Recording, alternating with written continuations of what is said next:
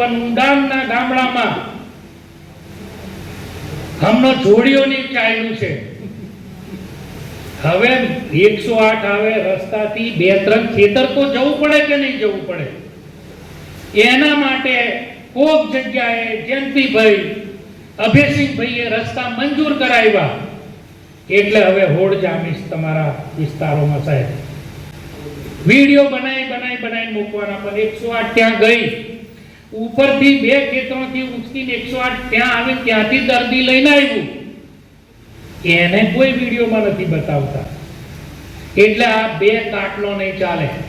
આપણને માપવાનું, પોતાને માપવાનું જુદું, અને બીજો કયો માલ સામાન લઈને આવે તેને માપવાનું જુદું.